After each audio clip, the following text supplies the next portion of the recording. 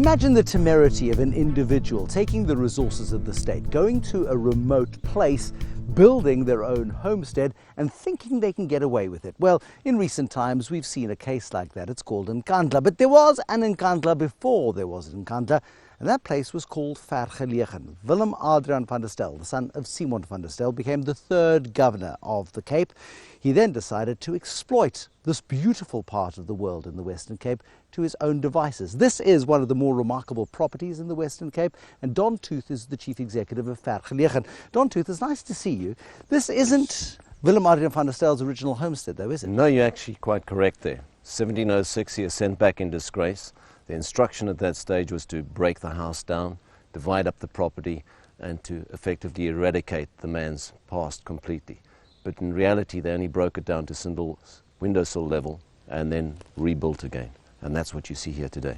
So tell me then about the Thuli Madonsela of, what was it, 1706? It would have been 1706. There was certainly Adam Tuss at that stage, and a lot of discontent amongst the free burghers, as they were known at that stage, regarding Van der Stel's behaviour. But because Van der Stel, there was an outpost here, there was a fortress here, and he used then part of the fortress to build part of the original house, didn't he? These walls, the octagonal walls that you see around, were part of the military outpost. This garden, this was a military outpost. Was part of that military outpost there, and what he ended up doing was breaking through the wall on the one side to construct this homestead of himself, together with the various outbuildings. And he thought he would get away with it. I mean, it took 6 months to get a message back to Holland, to the Hero 17, to the company. He thought he'd probably get away with it until Adam Tuss and the free burghers started causing absolute havoc. They did, and they put through trial diagrams there, what we often call as the fact and the fantasy. He sent back some before the days of email, ended up with one going back claiming that they were overstating his grand residence. Which wasn't the case. But which wasn't the case, because he wanted, I mean, he was creating an empire here, and we'll go up to the winery later, from which he used to have an entire vista over the whole of False Bay, so that he could see where the ships were coming from, of course, so he could provide the victuals, because he created, I suppose, a private enterprise using company resources. Absolutely. He made certain everything we can conclude is that the best that arrived in the Cape made its way to this estate in the first instance, and the balance went out to the rest of the colony. Okay. And how long did he get away with it for? Well, a period of probably about 5 years. I think there was a lot of discontent growing at that stage, but he got through the period of 1706 when the House of Cards came tumbling down. Okay, so it took a while. It took a while to unseat him. Eventually he went up and he died in disgrace and in relative poverty, I think, in Holland. To the best of my knowledge, yes. Okay. I want to go through, because if you go through the house, there are camphor trees that are national monuments. And Correct. They were planted not necessarily by Van der Stel himself. He wouldn't have got dirt under his fingernails. He had something like 300 slaves on this property, the biggest number on any property at that time. And let's go and talk under those trees, because I think there's a good story to tell there as well. Great story. I mean, it's just absolutely magnificent in how they've redeveloped it and rebuilt it. And you go into this wonderful sort of space of great heritage, and there's a huge amount of old heritage here, of course, but Absolutely. This is also the house, the structure in which the ANC first met after coming from exile. Quite correct. It was an amazing session that we had. At that point in time, we believe that Nelson Mandela contacted Harry Oppenheimer and said we were looking for a secure place to hold the first unbanned ANC Exco meeting. And Gavin really proposed this particular venue. Of course, you talk about Harry Oppenheimer's intervention, because this is owned by Anglo American, and what Nelson Mandela was looking for was for security, and they didn't want to be bugged, they didn't want to be followed by the National Intelligence Agency, I guess. Absolutely, looking for total security and cooperation. Okay, so in here, then they had their first meetings, and that was the discussion as to what the ANC, now unbanned, was going to do with its future. It also became quite an important place for Nelson Mandela, because he came back here quite a few times and started using it, I think, as something of a South Africa showcase. Bill Clinton's been here, the Queen's been here, Prince Philip's been here. Quite correct. I think the first time he used us, Bruce, was with the Children's Fund. He started raising money for the AIDS orphans, got out the Agassiz and the Boris Beckers, played a number of exhibition tennis matches, and he needed to come back to a place and say thank you. And he always used Vergelegen for that. And I think we made that much of an impression on him that when he then duly became President of South Africa and needed to host Clinton and felt he needed a venue that reflected South Africa's heritage and its future, he came back here, and we were really honoured to be able to assist. Now, a lot of the Cape was built off the backs of slaves. You make a strong commitment and a strong tribute, I think, to the slave role here. You've got a beautiful model of a slave lodge. which was researched, and that's a model of what the slave lodge would have been, and would have been, I think, just on the banks probably of the Lawrenceford River, which is just on the other side there. I mean, there is a strong sort of nod to that history as well, isn't there? I think there's an acknowledgement that it's part of the layered historicism that South Africa was built on. It's part of the tradition. You can't ignore it. You can't get away from it. Nobody will acknowledge it being right, but it's there. It's part of our history and our culture. With that Lawrenceford River, which just runs across the border of the property, Vander Stel actually had it moved. I mean, the Dutch were good with like reclaiming land and stuff, but this river was probably 50 meters this way? Absolutely. One of the things that we found was that everything built around here was on the octagonal. But what the Dutch did was to make certain that from the center of the octagonal, any outbuildings had to be in perfect proportion. But the problem for Vander Stel was the river was in the way. Because there's quite a lot of mysticism, isn't there? I mean, there's a lot of Freemasonry that goes along in this place as well, in terms of the design, in terms of the architecture, in terms of the placement of all of the buildings. Well, the actual, whether it's an octagonal, a rectangle, or a triangle that comes into place is often a driving force. And then obviously axes, north, south, east, west, had to be absolutely perfect. I mean, Vander Stel is portrayed as something of a villain. He was an opportunist, possibly a crook, and he died in disgrace. But he was also a visionary. He had some enormous plans for this place. Let's go and look at these camphor trees, but there's also another interesting tree here as well we need to look at. Very much like the modern-day family rooms, a formal room where we can sit back in one area there as soon as you get the guests coming in. What you'll end up doing is... When we talk about Vander Stel's vision, these are camphor trees, which are what, 300 years old?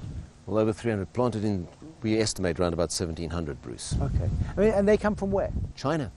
So it would have come from the east. A lot of the trading that was done at that stage was in the east, and a lot of the items that were brought back into South Africa on the way around were from that destination. This is like the longest lasting made in China product in South Africa, isn't it? I mean, it's astonishing. I have to agree. Well, I think they look amazing, and I think it speaks testimony to our terroir. There we go, terroir. This is important for grapes. We'll talk about grapes in a bit.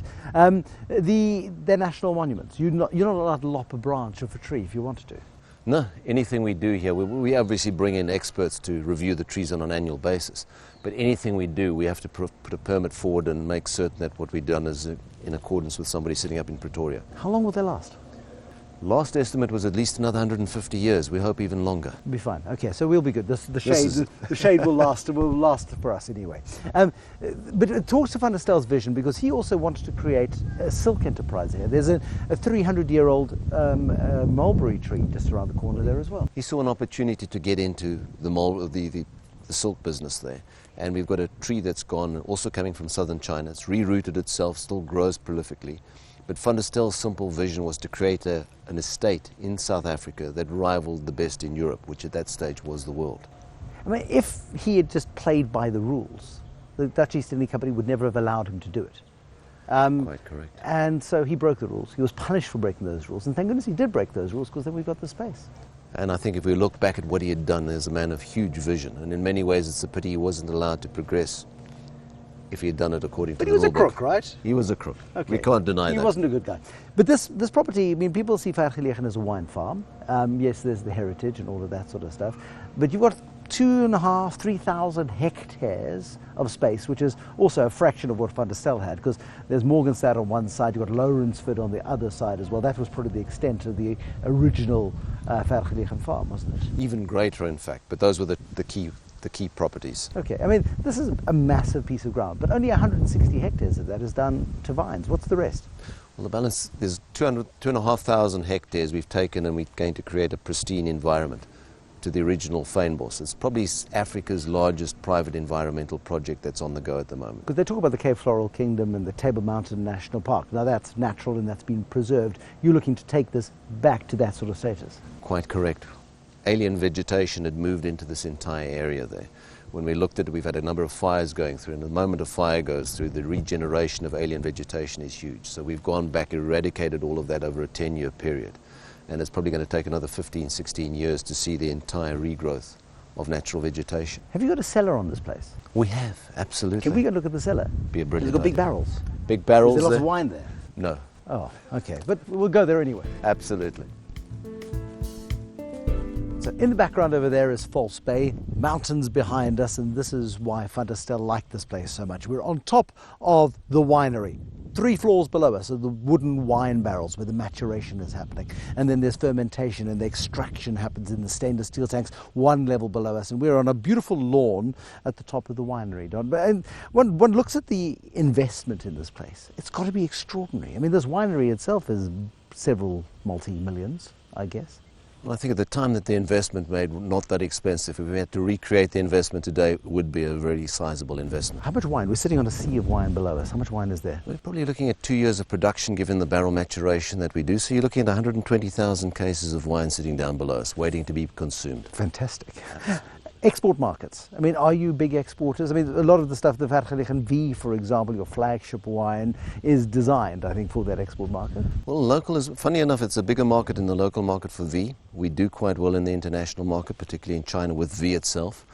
But what we've done strategically is always saying 50-50. So half local, half export. If you don't succeed in your own market, you'll never succeed internationally. You've got to build the brand here, I suppose. Got to build the brand there, got to build the reputation there, and then from there we've got to build brand South Africa. Very crucial. No, but how important is that? Because one looks at a blend like Vergelegen V, and it will stand up against some of the finest blends in the world. Yet, from a pricing point of view, oh, it's made in the New World, it's made in South Africa, and immediately there's a discount attached.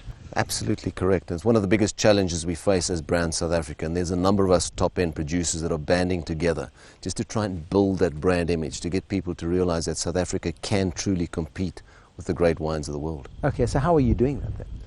Going out there and showcasing our wines, taking them out there and showing not just one wine. So we're not trying to do it as a single brand working together, but multiple of us standing together and saying, let's show you a range, for example, of South African Cabernets, which we think are extraordinary.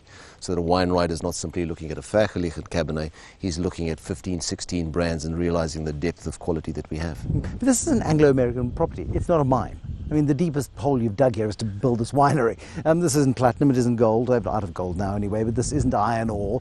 There's nothing useful here other than wine. What's Anglo's interest in keeping what's really a vanity asset, isn't it? Well, I think it's way beyond the vanity asset. I think this is part of South Africa's heritage and part of our history, and I think going back to the points we were making earlier on of the transition we've made from colonialism through an apartheid area and through to the democracy.